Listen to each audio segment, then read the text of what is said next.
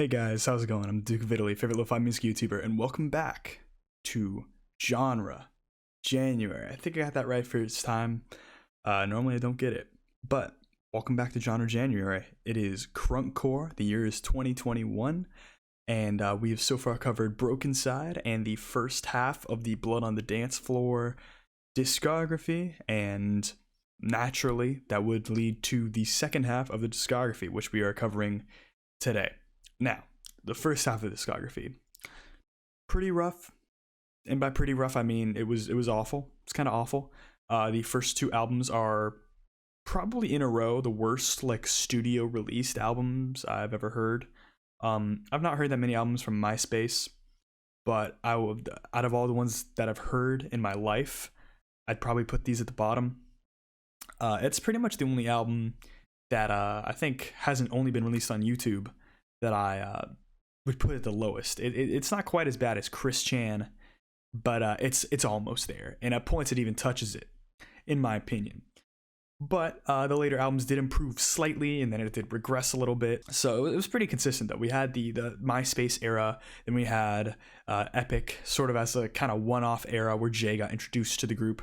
Then we had All the Rage, that was its own thing. And then we had those other two albums that were kind of the post All the Rage, the kind of dubstep era. And now with the albums we'll be covering today, there are even more shifts than this. We have a new member added to the group for 3 albums.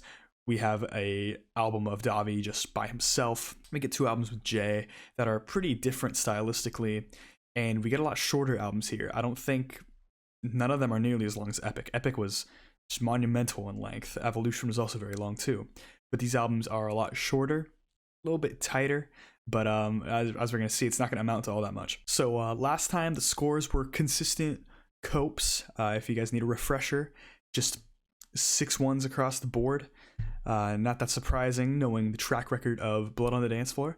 But you know, maybe they do better this time. Maybe they do worse somehow. Well, I mean, it's pretty hard to get worse than 6 consecutive ones. I do have a gradient for ones, which I've definitely noticed a whole lot in making these charts. But I guess here we go. Another thing, if you ever see me give any praise to any of these albums or songs, yet again, I must remind you guys, listening to these in a vacuum is impossible in a way. I will be comparing it to other albums. I will be comparing it to other releases at the time.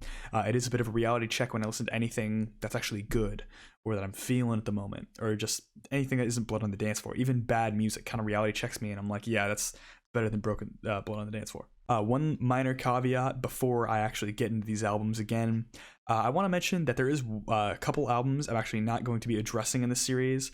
Well, first of all, there's the EP, Anthems of the Outcast. It is technically an EP, even though it's nearly 40 minutes in length, which is totally ridiculous in my opinion.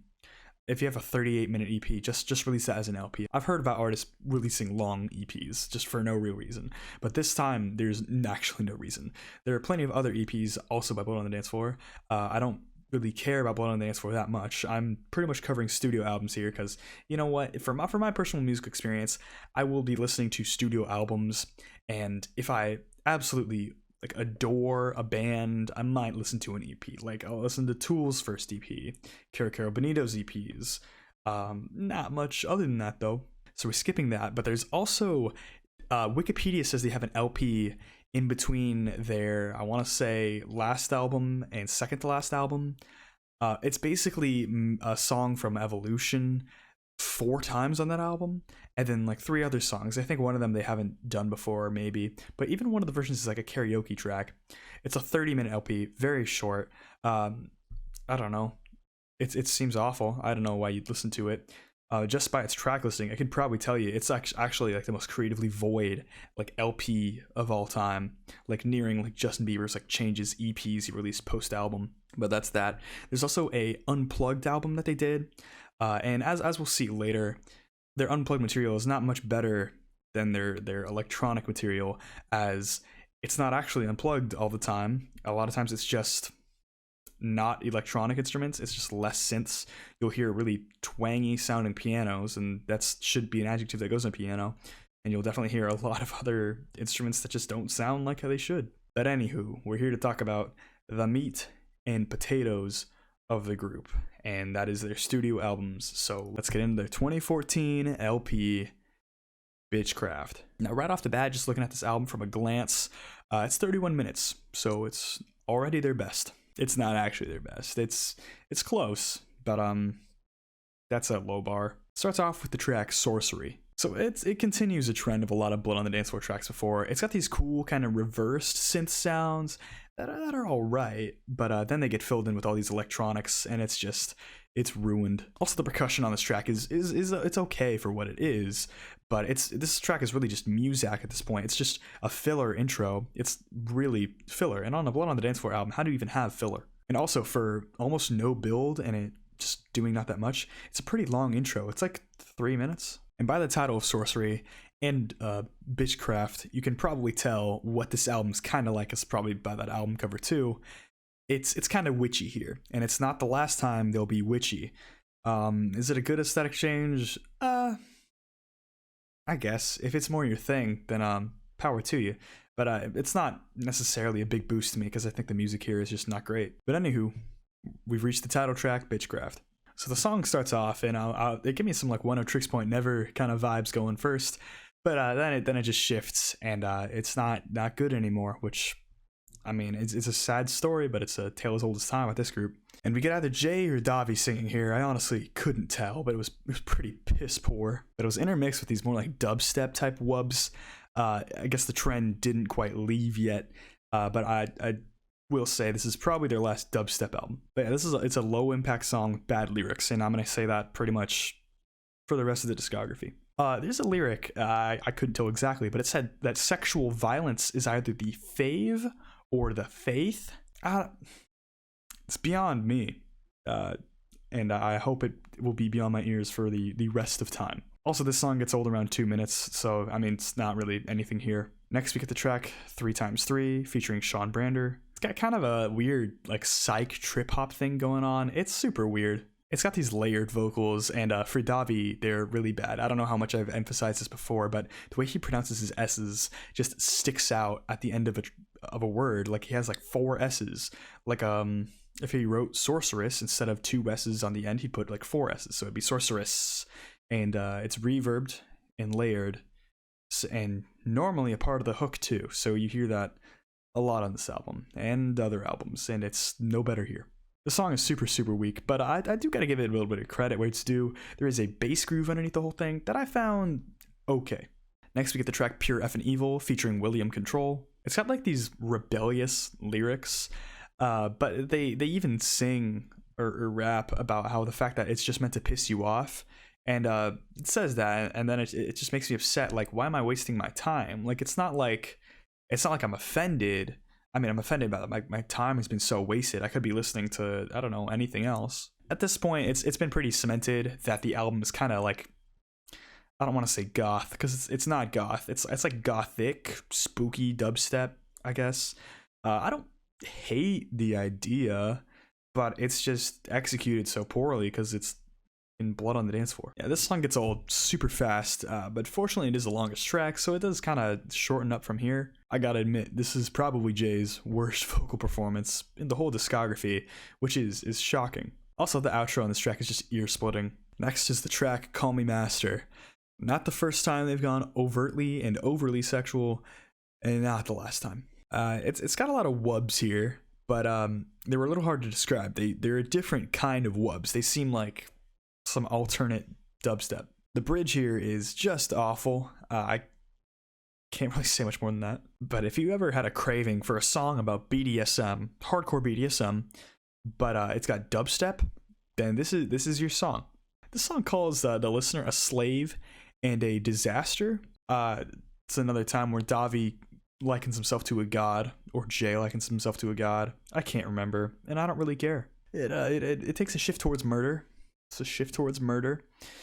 I'd love to see it. Anyways, now we reach another Sean Brandon feature on this album. We get Black Magic with a Q. It's BLAQ Magic. And a K also on the end of Magic. So it's just covered in this cheesy rapping style. The bars here are not good. They're just edgy. The autotune here is god awful. It's probably the most obnoxious track on the album, which I mean, with my dear love of Broken Side, it's you love to see it, but Also with my hatred of Broken Side, I hate to see it. Next, we got Poison Apple featuring the legendary singer, songwriter, YouTuber Jeffree Star. They got him. They got Jeffree Star in on track. Let's see what he does. This is actually not the first time that Jeffree Star showed up on a Blood on the Dance Floor track. Infamously, or I guess just famously, it's not really causing me any problems, but Jeffree Star is friends with Jay in Blood on the Dance Floor. So he got featured on a couple of tracks. He was in a remix of Sexting and a few other tracks, but this one's just straight up on an album. So you have an okay idea. You get this guitar that's chugging supposedly behind the vocals here, but it's unfortunately it's not behind the vocals. It's about at the vocals, if not a bit over the vocals. Yeah, you can't hear them. But then you get like piano with Dahvie doing like spoken word. I hate him doing spoken word, or anyone affiliated with Blood on the Dance Floor doing spoken word. It's just cringy. The lyrical placement is a bit skeletal, no pun intended. It really feels like there's words missing. The chorus here happens way too many times. It gets old pretty fast, but this does go right into the next track, Possession. So the transition into this track was kind of cool, I guess, but then it shifts to like a dance pop type beat. So it's really that like the transition didn't really add anything. The vocals here are trying to be very edgy, but they fall flat. Other than the intro, I find this to be the most skippable track here. And the song, the worst part is that it doesn't know where or how to end. Next we get the song Freaks Do It Better, featuring Carrie Louise. I don't know her, but I don't know anyone that's featured on a Blood on the Dance Floor album. And ladies and gentlemen, it's crunkcore. It is crunkcore. Doesn't even match most of the album, but I'm glad it's here. The chorus pretty much brings up the first verse again. It's like no different. There's like a vocal pitch distortion used, and it's so bad, and they just abuse it to death. They use it so many times. I'm like, give this man's voice a rest. There's like a synth interval here. It's just skip the track, dude. To round off the album, we get the track Obliviate. You got some synths. They're pretty boring. There's like production here that I would actually describe as scratchy. It sounds, that's not flowery language. It literally sounds like scratching. But yeah, it's lame. You're not getting anything here.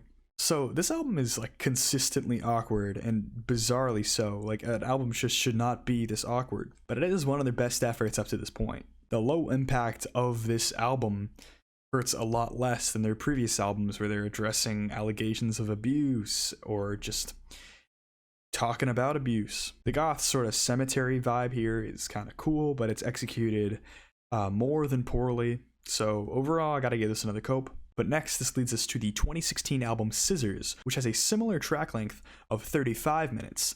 But the key difference with this album is that this is the swan song of Jay. That's right, Jay's gone after this album.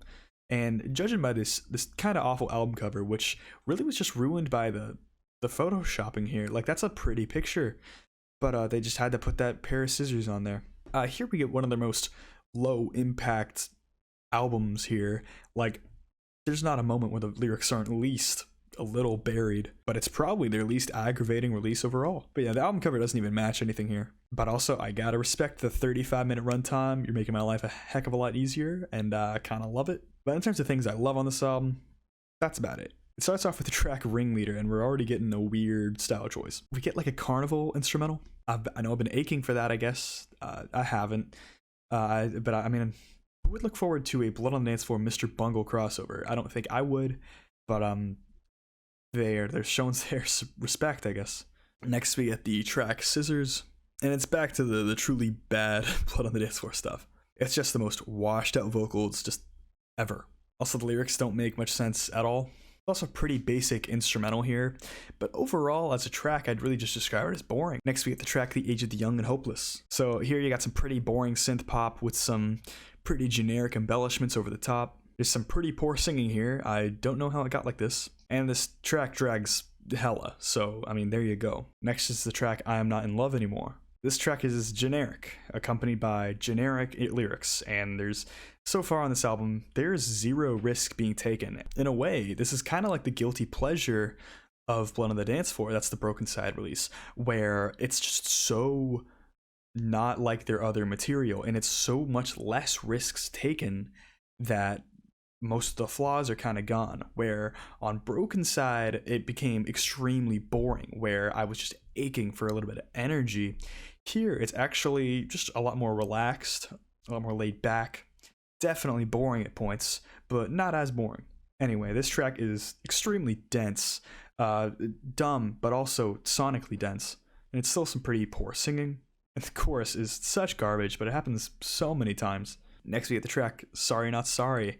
It's got a Y2K club beat, but it gets cut out early, which it's not the last time we're going to see a Y2K club beat that shows up on a track just in the discography. But unfortunately, they're normally the one that jumps back in rather than the one that gets cut out. I have no idea what they're saying on this track. It's pretty weak lyrics, even when I can pick it out, though. There's a part where they rap. It's one of the few times on the album, actually, I can hear the lyrics, and it's pretty bad.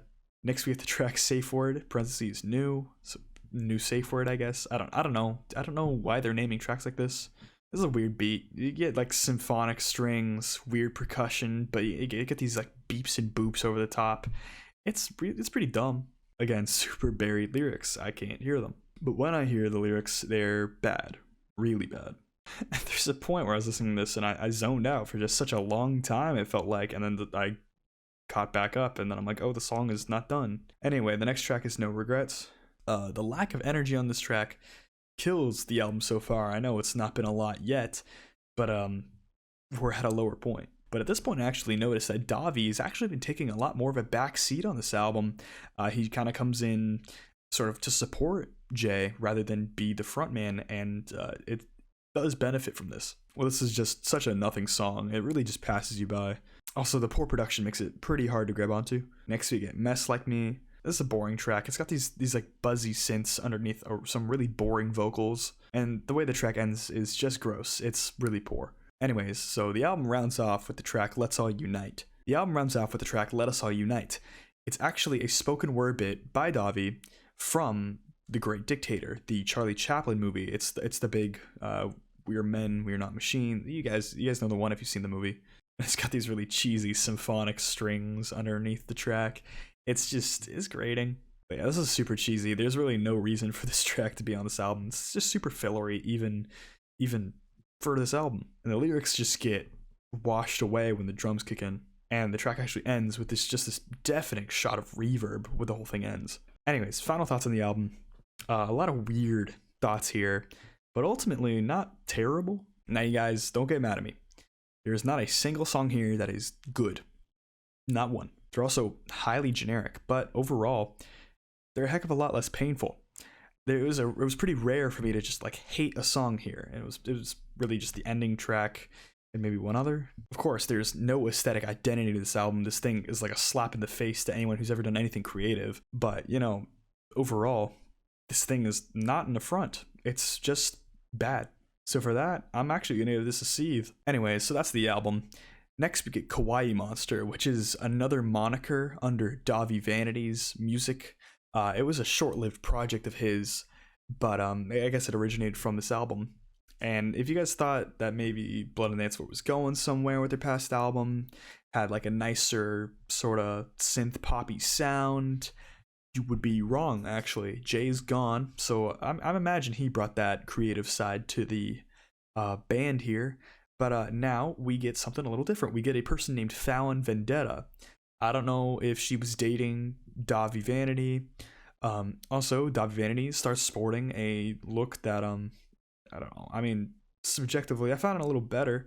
It's still really cringe, don't get me wrong. If you see any picture of him, I don't know, sitting in a coffin with Fallon or just doing anything, it's like, why are you here? Like, that's to just, like, hey, makeup tutorial, look weird, rather than look as cringy as before. Like, if you see in the Watch Mojo interview, he's got, like, black makeup that covers his double chin. It's cringy. But, I don't despise his new look. It's okay. And his hair is a little less obnoxious. It's not, like, shooting off as much in the back, nor does it have, like, feathers in the hair, or is it, like, super long. Like on It's Hard to Be a Diamond in a Rhinestone World, that album cover is disgusting. No matter what version you look at, that's physically repulsive. But anyways, you get this girl Fallon Vendetta. I don't know if she dates Dahvie. If she did, I'm sorry. That seems kind of weird. But she was in the group till 2019. until the last album. But what we get here is a totally different album here. It's actually kind of a real attempt to kind of recreate All the Rage in a way. And there are a few instances where it tries way too hard to be All the Rage. But anyways, let's get into the track list. So 2017 kicks off with the track The Reunion. It's got these shimmering synths in the background. They're pretty ugly. And then you get Dahvie's like weird vocals. These are really weird scene lyrics. It sounds like something off of 3 albums ago. But yeah, we got like electronic dance pop here. It's really bad. Next we get the 5-minute long Resurrection Spell. I don't know why it's at this part of the album. It probably could have worked better before. It's like, oh, we're resurrecting Blood on the Dance Floor into a misshapen mess. But conceptually it would make sense.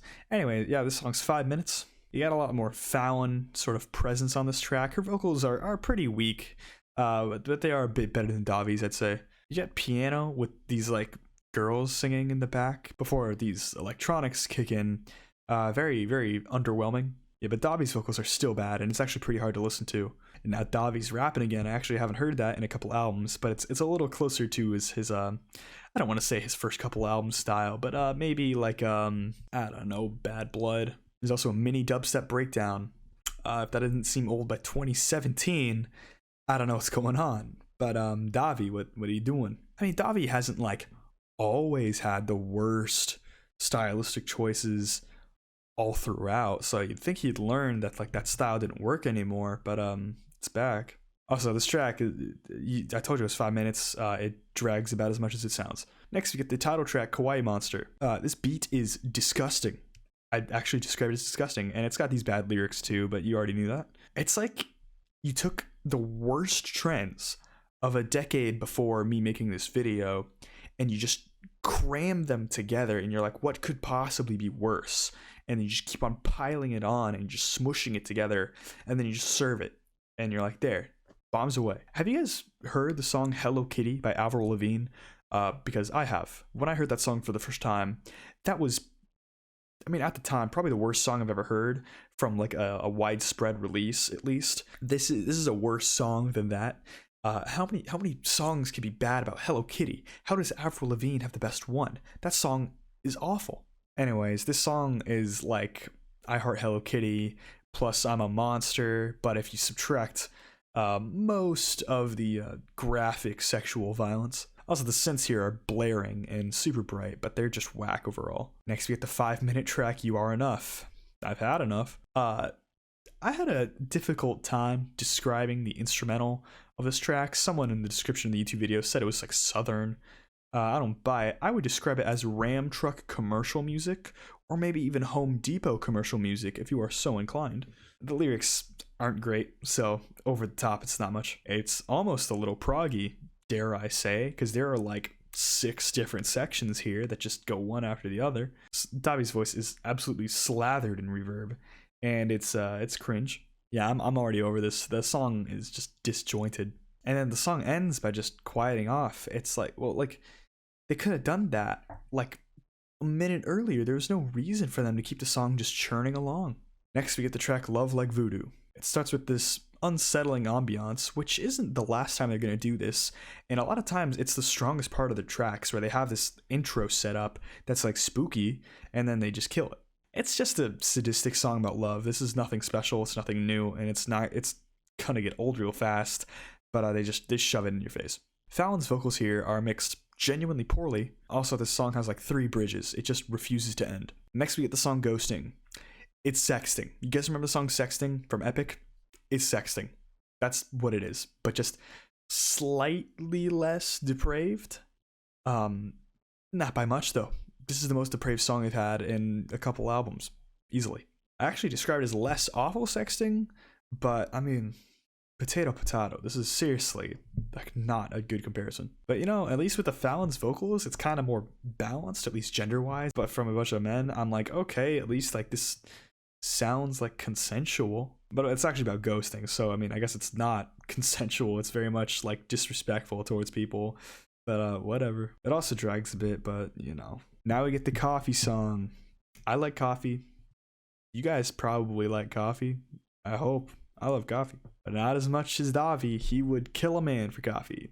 And Fallon probably would too. These synths are almost noise. It's almost that abrasive. This song is literally rar XD, so random, and it makes me want to take a melon baller and scoop out my eyes and also my ears. But I just think just the fact that I've seen the name of this song, I should probably just try and forget it. Next, they're political again, or social in this case, with the anti-social media. Now, they do explain a situation I've related to where, teens all hang around a table eating dinner or lunch or something, and most of them are on their phones. I've had situations like that, but it's not that consistent of a thing. Normally people are chatting, or some guy's like, oh, let me get your snap. If you're really generalizing that much, I don't think you're getting the whole story here. Anyways, the track does start off with like zombie samples. It's so cringe. I get what they're saying here. They're like, oh, Facebook turned into a zombie. Here's the thing. MySpace is a social media. Or it was, I guess. There's no reason for you to just be mad at social media when you participated in it so much. I know you don't have an Instagram. You probably don't have a Twitter or a Facebook. But you use YouTube kind of as your social media, where you got people from Brazil who never heard a song from a band that wasn't Blood on the Dance Floor saying, please make more music. And I don't know if it helps you sleep at night, whatever. There's a point where he says, enjoy real life, don't be dumb. Are you hearing yourself, Dahvie? Don't be dumb? You made a song called Ghosting. You made a song called Sexting. They got a song here called Phone Home right after that. It's got beeps and boops. It's kind of cool, I guess, except it's not. It's actually bad. It's just annoying. I'm not feeling it. Next, we get the track Destroy. It's 6 minutes long. It's washed out, super buried percussion, and it's with this very, very skeletal piano. It's one note at a time, just climbing. It's pain. This is some of Dahvie's worst singing in years, and that's tough. On the chorus, he actually sounds okay, some of his best singing in years, but it's too little too late. And the song really tries to be epic, but it's just missing the mark. And also, at one point, Dahvie tries to do like a black metal scream. He would have wanted Jay back in the group for that, because he cannot do it. Do you guys miss All the Rage? Do you guys miss that one song? Song about pirates? Because... not even part 2, it's just Yo-Ho 2, baby. We got Yo-Ho 2. It's a sequel to the original. I don't know why it exists. Nothing about this track is piratey. It's just dumb. Especially the beat. Beat is just another Blood on the Dance Floor beat. It's nothing special here. It's bad. Dahvie's rapping here sounds like first album rapping. We've regressed. 7 years. The chorus happens like 7 times. It's so bad. The next 3 tracks all really pass you by, so I'll get through them a little fast. First is Light My Way, which again has really buried vocals that are a super minimalist beat. It's pretty bad. Next is 6 Feet Under, which was very long. I wanted to skip it. It's also way too edgy. But then there's The Departing, which is like the previous track, but it's got spoken word, and I hate it. And that actually rounds off the album. The album's super bright in the synths. They're brighter than they should be.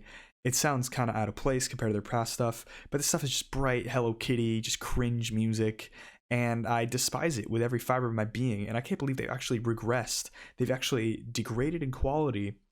I mean, I thought the only way out was up, but they proved me wrong. They just burrow further. They're just trying to get through the bedrock at this point. Anyways, I'm feeling a cope. Alright, after reassessing my life, I have decided to get back into these albums. It took a good break. That's why you had that little cut there. But now for a little more relaxed portion, as I am exhausted this week after listening to so much Blood on the Dance Floor. So sorry for the tonal shift as well as the cut. And also, at this point, sorry for getting the video out a few days late. Hope it's not too bad on you guys, but you know what? Who doesn't love me talking about some Dahvie Vanity and Co. Anyways, we've reached 2018 and the album Haunted. Minor disclaimer. These tracks might be out of order. I did not go by the YouTube playlist order. I switched it up, but I'm going to be honest, it doesn't really matter. The song that started it off was bad, and the song that was supposed to start it off was also bad, and neither had the energy to bring the album sort of into the fray. But Here we go. So what I thought it was it started with Chains of Memories. It had these like piercing synths that were kind of like electronica plus R&B. Think of the worst possible way that could happen. And it's got like this drum and bass kind of beat, which is not the first time it's seen here, but it's definitely not the last, as it happens a couple more times in the discography, and it's pretty ugly. And overall, it's just a little boring, but actually, it's pretty far from their worst song. I actually didn't hate all of it.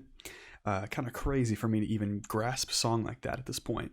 Anywho, the next track is From Dreams to Nightmares. It's got a spooky rhythm.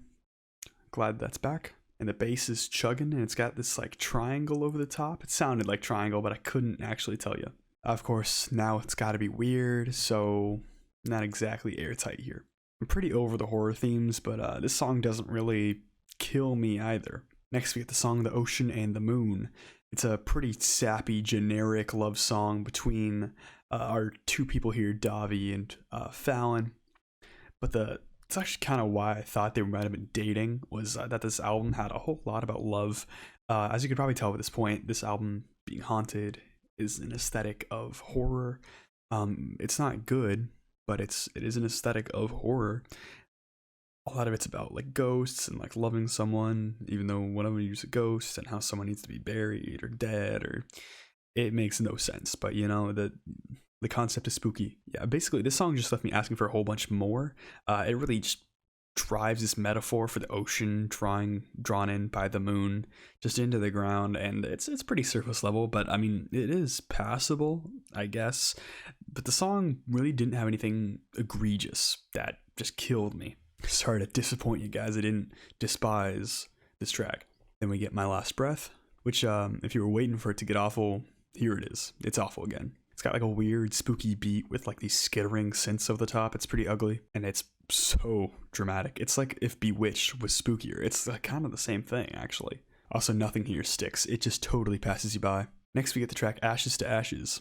It's got an 808, or what seems to be an 808, and it's got building synths and clicky sort of drums loops there. It's not great, but I'm not asking for much here. And this is an early example of sort of Blood on the Dance Floor reverting to like a pulse-based beat, like kind of club-based stuff, and it's truly awful. Every instance that this is brought in is god-awful.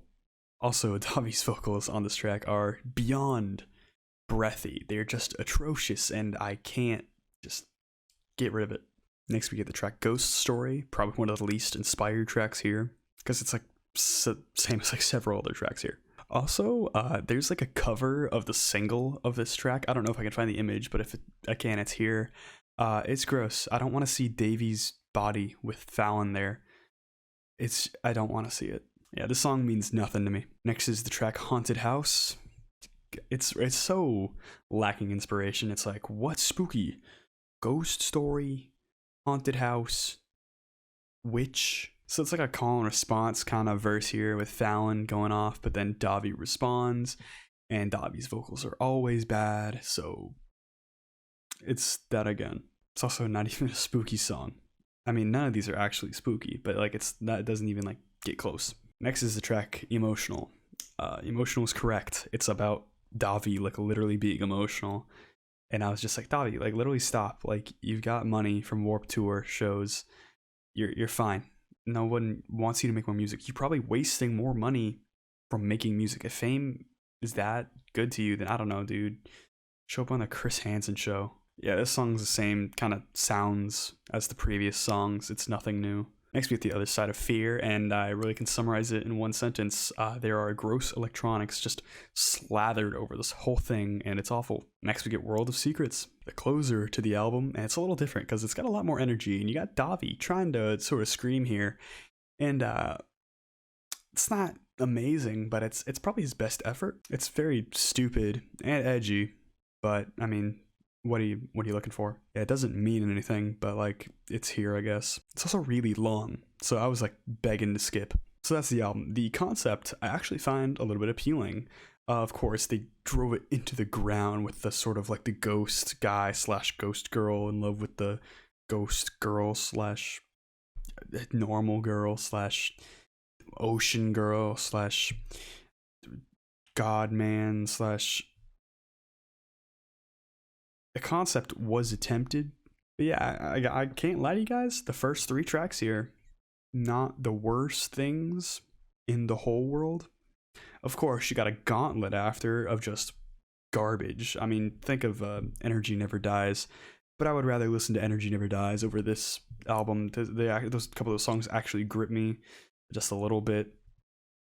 But this is, it's really bad. I'm going to give this one a sieve. Next, we reach 2018's Cinema Erotica. And as much as there was kind of a slight, and I really mean slight, step in the right direction from the previous album, and kind of like what happened with Scissors, this regression's actually worse than Kawaii Monster. Kawaii Monster was a failure in concept, just in terms of sounds, and it didn't hurt anybody. It was just the risk-taking. While it might not have been that much, it was just annoying. Everything on that album was annoying. Here, it's almost like they reverted all the way back to epic era Blood on the Dance Floor, just with a girl now. It's the most depraved lyrics, and it hasn't been this bad in a long time. Of course, there is less sexual violence, literally, in the lyrics. There is less murder. I mean, that's still a little here, but like, I mean, we're taking what we can get here. Anyways, we start off with the title track, Cinema Erotica. It's got weird percussion with Dahvie, like doing spoken word over. It's just weird. I hate every spoken word thing Blood on the Dance Floor has ever done, and it happens a lot too. If Dahvie can't sing and Dahvie can't rap, why would you try to have him do spoken word? He can't do that either. Yeah, the beat on this track is skeletal, but it's still really ugly. The electronics that are in between the vocal bits are also just awful. There is a disgusting vocal bit, like I break through like penetration. Wow, Shakespearean. Yeah, I just think this album from this point is going to be as depraved as possible, and it disappoints me, but not in the way I almost want it to. Next we get Disco Bloodbath, aka Reign in Infamy. I think Disco Bloodbath actually fits more because I think they actually mention it. I don't know about Reign in Infamy.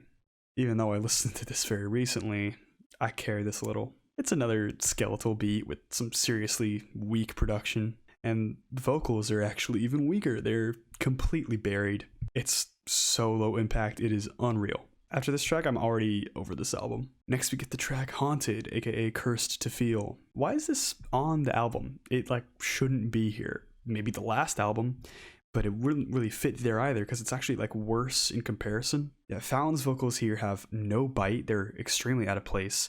And Dahvie's are just bad because he can't sing. It's a dumb song. Don't listen to it. Next, you got the Runaways. Sometimes I wish I could just run away from it all and just stuff like this makes me like want to stop listening to music. Like, real quick side note from this whole thing, I love listening to music. You guys know that. When I finish an album, it satisfies me with just the fact that I did it. I felt nothing after finishing this discography. I haven't even listened to that many artists' entire discography. But unfortunately, I can say Blood on the Dance Floor, well, I mean, I'm missing some EPs, but I'm not upset with that, honestly. It's so draining to me that they exist. Or he. It's Dahvie's project now.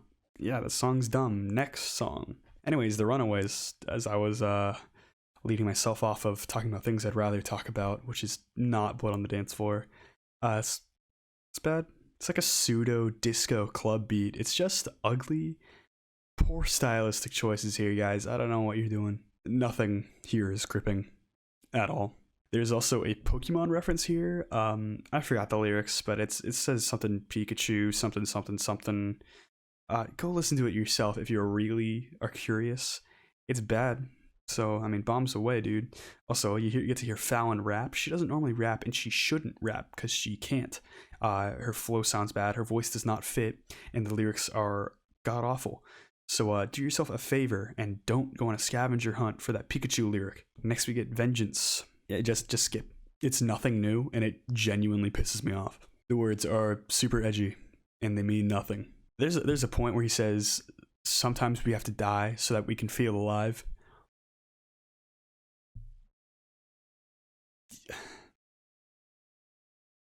I can't even like, it's so easy to just say that doesn't make sense. Like first of all, like, let's say you're straight up dead like lights out, you're done. Okay, then you don't feel alive because you're dead. You just don't. Or let's say you're killing yourself at like a job. No, you're not gonna feel alive. You're gonna feel worn out. I don't know, like you're breaking your back for something. Maybe you're proud, but like, dude, how satisfied can you be if you consider you're killing yourself? Dahvie, stop. Just stop. Just everything. I don't know what to tell you. I don't have anything after that. The sentence is stop. Next is the track The Dominant. Can you tell what's happening in this track? You will. It's actually sounds a bit like a previous Blood on the Dance Floor track, like a lot of stuff off Epic and even earlier. It's high energy stuff. It's actually the most entertaining track on the whole album here. Just pulsating stuff, just like rapping. It's awful, yeah, but I at least I recognize it. And the lyrics are really erotic, but just gross. But the song is almost cool in a way. I mean, I'd have to elaborate on that, I guess, but I gotta say the production is unfulfilling. And like what I meant by cool is like it's not sexy and it's not horrifying. It's more like a furry being like way too sexual in public. Next we get the track Diamonds, which alludes to a future track Death Squad, which was confusing me listening to this. Not that the track list here even matters at all, but I was wondering why Dahvie would mislabel his songs on YouTube. There's a spoken word bit here where Dahvie's like speaking over the beat, and then he ends it by saying, "I'm Batman." It's not funny anymore, Dahvie. It just hurts. This track also breaks the very loose and just weak concept of the album anyway, because like it's not like sexual anymore, I guess. Which, by the way, the concept of the album was like not pornographic because that's like sexist. Instead, it's just erotic. You don't have to be like overtly sexual to be erotic. You know, some of like Michelangelo's paintings were considered erotic. You can be classy. You can be a little erotic and you can be classy, I guess. Or just like totally depraved and sickening like swans. Or you can be sexy about it. Or you can just have like high energy because like club type feel, but like punky style. You know, Chili Peppers. I love Red Hot Chili Peppers. This is the farthest thing from somehow all of these at the same time. Back to Diamonds, Fallon's chorus is nonsensical, and it's bad, and the song is bad, and this album is bad, and I don't like genre January, guys. Next, we're supposed to reach the track Scream Queen, not available. Didn't see it, so tough luck, guys. Next is The Climax. It's just cringe. Believe me, they should use this song in Guantanamo Bay. That's all you need to know. Anyway, the next track is Death Squad. Yeah, let me know if Death Squad fits in with the cinema erotica aesthetic. Yeah, this is like the most annoying production I've ever heard. Yeah, nothing here is even remotely likable, but the least likable part, they sample the Pickle Rick. The little vocal, the I'm Pickle Rick Morty, they sample Pickle Rick. I thought Quagmire was bad. I mean, if you reference Family Guy today, I'd be like, that's hilarious. That's so bad. Please do it again. Pickle Rick is no longer funny. Just at least in its own right, it's not funny. I don't know what Dahvie's doing. Has Dahvie even heard of comedy? Has he seen a single comedian that made other people in the room laugh that wasn't just him? The next track is Anthem for the Weekend. God, this production is the most annoying thing. And it's literally just early Blood on the Dance Floor lyrics. Nothing here is that unique. And it's genuinely painful to listen to, by the way. It said All Eyes on Us. I'm pretty sure this YouTube video had like 20,000 views. That's more like, I don't know, man. That's like Little Rock on You. And that's like, what, like a tenth of Little Rock or something like that? Pick a city and like that's like it. But like you have to spread that across like 7 billion people. That's not a lot of eyes on you, man. That's like very few. And that's like a lot of those repeat listeners. So, dude, no one listens to Blood on the Dance Floor in 2018. The only person doing it at this point is me. Is this sorry fella behind the screen who's listening to Blood on the Dance Floor? Anyways, the album finishes with El Fin, the end in Spanish. Thank you, high school Spanish. But it's that little synth, a little beep boop outro. It's technically a song, I guess. It's pointless. Everything's pointless. Wow, this is the most uninspired thing I've ever heard. I'm probably gonna say it right now, like completely uninspired. They just were like, what if we were Old Blood on the Dance Floor? And they're like, I don't know how to do that. And they're like, let's keep writing stuff anyway. But when it is inspired, it is the worst serious music I've pretty much ever heard. I don't want a retrain of Epic. That album is awful as it is, and I'm pretty sure most people will let you know that. This album is an ordeal, and it hasn't been this bad in a long, long time. This is a massive, massive cope, and it genuinely upsets me that I've listened to this album. Unfortunately for Fallon here, it is her last album with Blood on the Dance Floor. And I wouldn't honestly be shocked if I listened to every single album in 2018. This might be the worst. Probably is the worst. Would not be a surprise to me. It's not the worst Blood on the Dance Floor album. They've got like 3 worse. The first 3 were a gauntlet, but then they kind of improved. But it's truly one of their worst albums. So, rounding off the career, we get the Table Scraps album, Cutting Room Floor, super glued together, 2019 Hollywood Death Star. And I'm sure you probably had no idea that Blood on the Dance Floor existed even close to this long. Neither did I until I started listening to them. But here's the thing, and this is important for the lore of the album, especially in this context. It's not the last Dahvie Vanity album. It's the last Blood on the Dance Floor album. But the thing is, Dahvie Vanity is the only person on half these tracks. So I actually got the inclination that a lot of the stuff was really cutting room floor stuff from previous sessions. I mean, even look at this album cover. Where is everyone? It just doesn't look like a right Blood on the Dance Floor album. It genuinely looks out of place, which for Blood on the Dance Floor, like, what are you doing? But that's what makes it so bizarre. I actually thought this was like a bootleg first time I looked at it, but like, lo and behold, it's a real album. But believe me, it's really bad. It's like not good. Anyway, let's get into this track list before I consider ending YouTube forever. It starts off with a track called Curse Like Medusa. I know it's like the Haunted era type stuff. It's not, though. It's just bad. It's like ideas from that session, and they're just like, what if we put it in this? Very, very weak concept.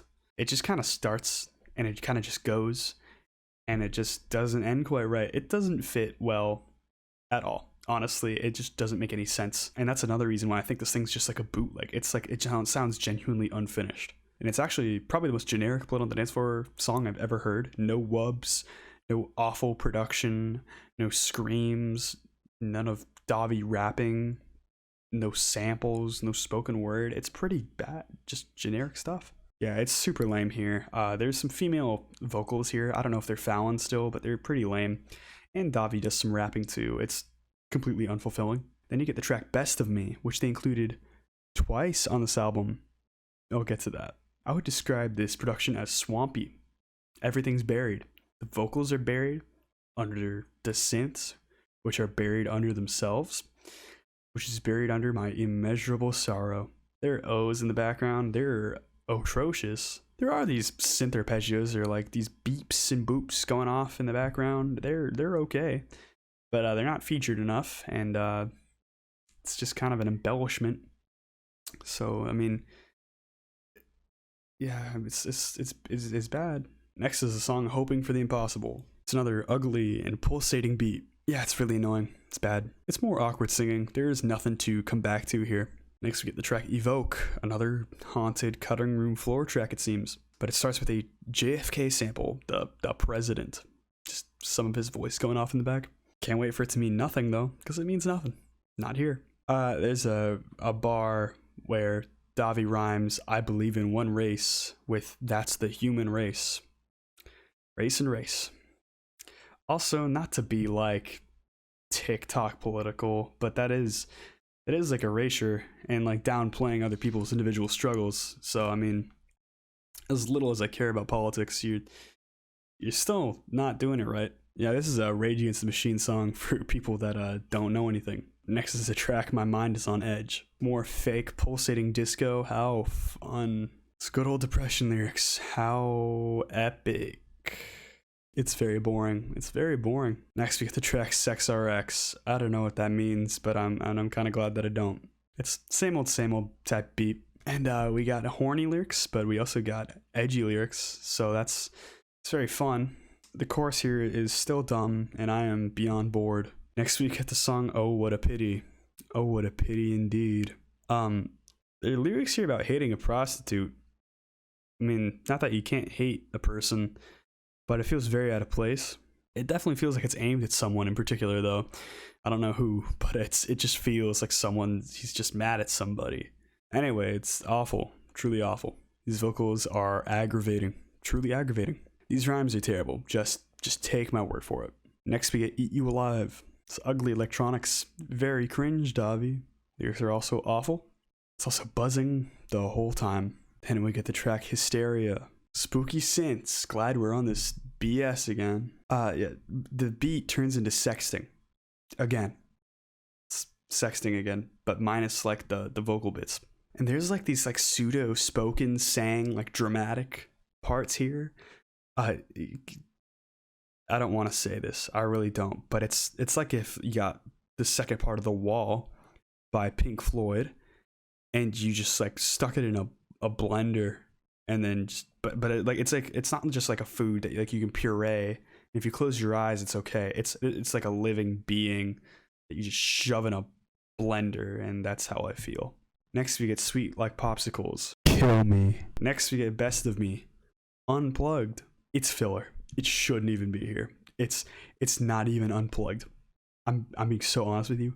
Not even unplugged. It's not even acoustic, so they couldn't say acoustic. It's just more real instruments, just less synths. You got piano that's mixed awfully, electric guitar that's played like someone who's been playing for 3 days. It's just so amateurish, and it's a little sickening. Then we get Scream Queen, which I guess was supposed to show up on a previous album, but it's here now.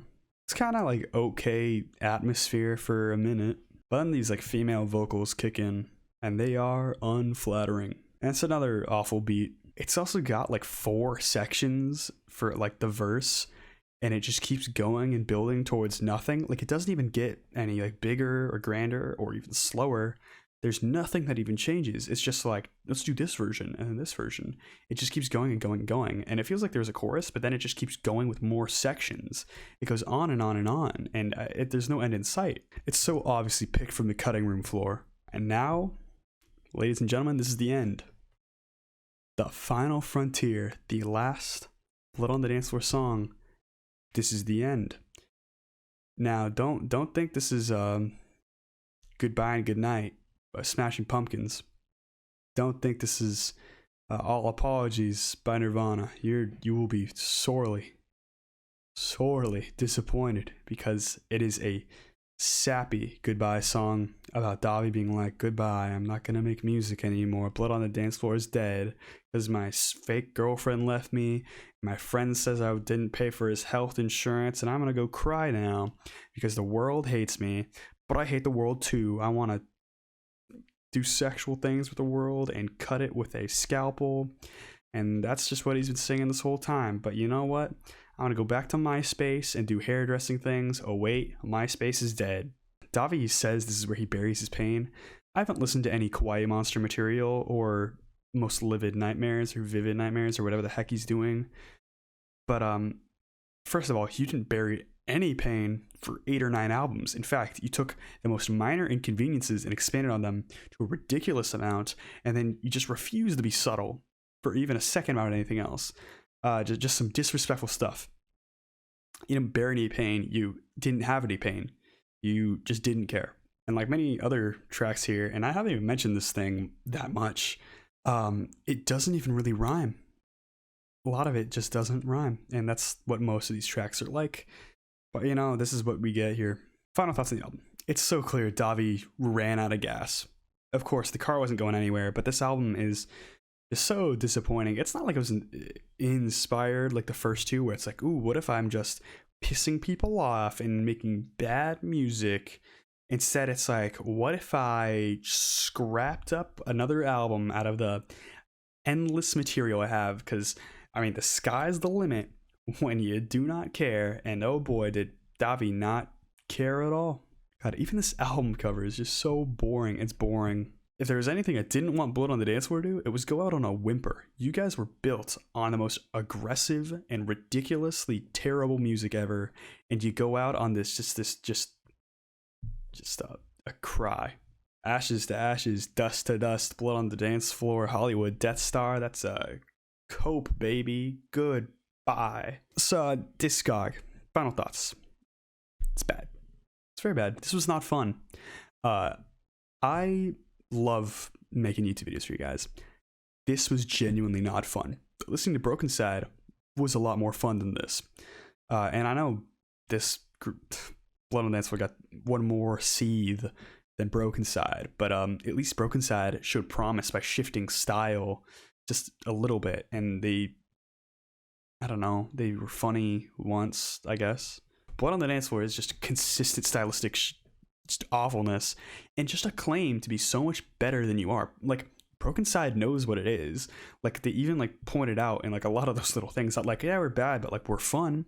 Blood on the Dance Floor was like, we're bad, but we're bad, like we have emotion, I guess. That doesn't make it better. Like, at least Broken Side I can listen to like not 40 ounce, I can listen to Booty Call and I'm like, that screaming is ridiculous, but it's bad. But yeah, E40 there, it's very novelty stuff, and like that's why the gimmick runs out instantly.